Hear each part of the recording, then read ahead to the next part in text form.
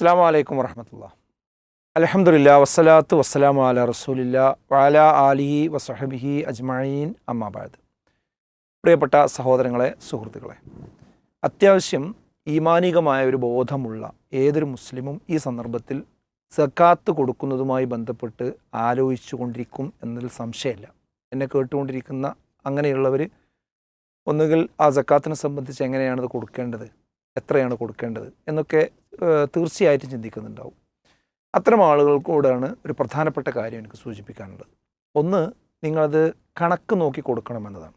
അതായത് ശരിക്കും അതിൻ്റെ നിസാബ് പരിഗണിച്ചുകൊണ്ടായിരിക്കണം നമ്മൾ സക്കാത്ത് കൊടുക്കേണ്ടത്. അല്ലാതെ സാധാരണ വീടുകളിൽ സ്വതക്ക വാങ്ങാൻ വേണ്ടി പല രീതിയിൽ ആളുകൾ വരും. അവർക്കൊക്കെ കൊടുത്തതൊക്കെ കൂട്ടി നോക്കി എൻ്റെ സക്കാത്ത് വീടിയിട്ടുണ്ടാകും എന്ന് ഉള്ള രീതിയിലേക്ക് പോകരുത്. ശരിക്കും നമ്മുടെ സമ്പത്തെടുത്ത് അതിൽ അടിസ്ഥാന ആവശ്യങ്ങൾ കഴിച്ച് ബാക്കിയുള്ളതിൻ്റെ 2.5% കൂട്ടിക്കഴിച്ച് നമ്മൾ കൊടുക്കണം. അത് നമ്മുടെ വരുമാനത്തിൻ്റെ വ്യത്യസ്ത വരുമാന മാർഗ്ഗങ്ങൾ, കച്ചവട മാർഗ്ഗങ്ങൾ, അതിൻ്റെ ഒക്കെ എനിക്ക് വ്യത്യസ്തമായ രീതികളാണുള്ളത്. അത് ആ നിലക്ക് തന്നെ പഠിച്ച് ചെയ്യണം. ഒന്നതാണ്. രണ്ടാമത്തേത്, ചില ആളുകളെങ്കിലും സക്കാത്ത് കൊടുക്കാൻ തയ്യാറാവും, കൂട്ടി അവർ കണക്കൊക്കെ റെഡിയാക്കി വെക്കും. പക്ഷെ അത് വ്യക്തിപരമായി കൊടുക്കുന്ന ഒരു സംഗതി നമ്മൾ കാണാറുണ്ട്. അങ്ങനെ കൊടുക്കുമ്പോൾ ഉണ്ടാകുന്നൊരു പ്രശ്നം എന്താണെന്ന് ചോദിച്ചാൽ, ആ സക്കാത്ത് എന്ന് പറയുന്നത് നമ്മുടെ ഔദാര്യമല്ല യഥാർത്ഥത്തിൽ. അത് വാങ്ങാൻ അർഹതപ്പെട്ട ആളുകളുടെ അവകാശമാണ്, ദരിദ്രൻ്റെ അവകാശമാണ്. ആ അവകാശം നമ്മൾ ഇങ്ങനെ നേർക്കുനേരെ കൊടുത്തു കഴിയുമ്പോൾ സംഭവിക്കുന്നത് എന്താ വെച്ചാൽ, പിന്നെ നമ്മെ അവർ കാണുമ്പോൾ എന്തായിരുന്നാലും ഒരു വിധേയത്വം നമ്മളോട് അവർ കാണിക്കേണ്ടി വരും. കാരണം അയാൾ എനിക്ക് സക്കാത്ത് തന്ന ആളാണ് എന്ന ഒരു വിധേയത്വം സ്വാഭാവികമായിട്ടുണ്ടാവും. എത്ര ഇല്ല എന്ന് പറഞ്ഞാലും ഉണ്ടാവും. പക്ഷെ അതുപോലും വരരുത് എന്ന സൂക്ഷ്മതയാണ് ഇസ്ലാം മുന്നോട്ട് വെക്കുന്നത്. അതുകൊണ്ടാണ് നിങ്ങൾ ധനികരിൽ നിന്ന് സക്കാത്ത് കലക്ട് ചെയ്ത് ദരിദ്രർക്ക് വിതരണം ചെയ്യണം എന്ന് തന്നെ പറയാൻ കാരണം. അപ്പോൾ അവിടെ ശരിക്കൊരു മൂന്നാമതൊരു രണ്ടിൻ്റെ ഇടയിലൊരു ഏജൻസി വർക്ക് ചെയ്യുന്നുണ്ട്. അതായത് അത് പിരിച്ചെടുക്കുന്ന ഒരു വിഭാഗം, അതേപോലെ കൊടുക്കുന്ന ഒരു വിഭാഗം. പിരിച്ചെടുക്കുകയും അത് കൊടുക്കുകയും അർഹരെ കണ്ടെത്തി കൊടുക്കുകയും ചെയ്യുന്നൊരു വിഭാഗം. അതാണ് ശരിക്കും ബൈത്തുൽ മാൽ എന്ന് പറയുന്നത്. അതാണ് ഇസ്ലാമിക ഗവൺമെൻറ് ഉള്ളിടത്തിന് ഗവൺമെൻറ്റിൽ നിന്ന് തന്നെ ഒരു വകുപ്പ് അതിന് പ്രവർത്തിക്കും. അതിന് ബൈത്തുൽ മാൽ സംവിധാനമുണ്ടാകും. അവിടെയാണ് ആളുകൾ ആശ്രയിക്കുക, അവിടെ നിന്നാണ് ആളുകൾക്ക് സക്കാത്ത് വിതരണം ചെയ്യുക.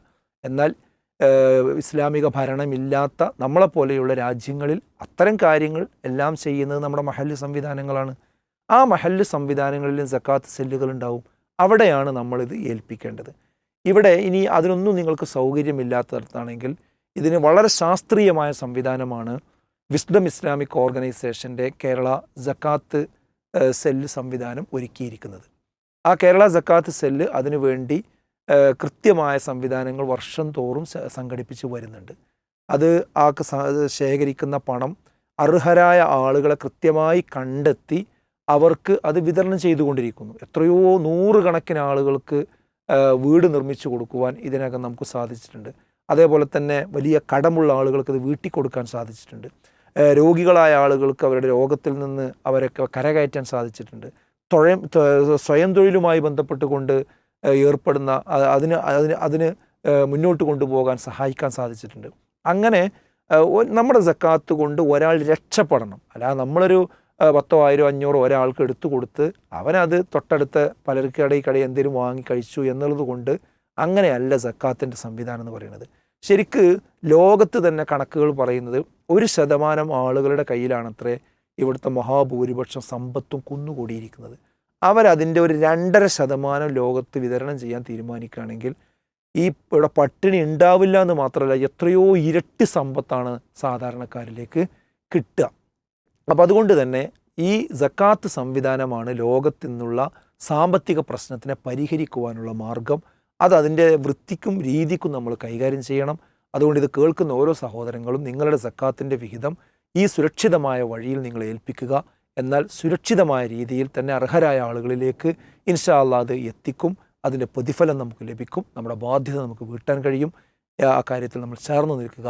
അതിൻ്റെ അക്കൗണ്ടും മറ്റു വിവരങ്ങളൊക്കെ ഇതിൻ്റെ കമൻറ്റ് ബോക്സിൽ നിങ്ങൾക്ക് ലഭിക്കും. അതിൻ്റെ ഫോൺ നമ്പറുണ്ട്. ആ ഫോൺ നമ്പറിൽ വിളിച്ചാൽ നിങ്ങൾക്ക് വ്യക്തമായ മാർഗ്ഗനിർദ്ദേശം ആ വിഷയത്തിൽ കിട്ടും. അള്ളാഹു അനുഗ്രഹിക്കുമാറാകട്ടെ. അസ്സലാമു അലൈക്കും വറഹ്മത്തുള്ളാഹി.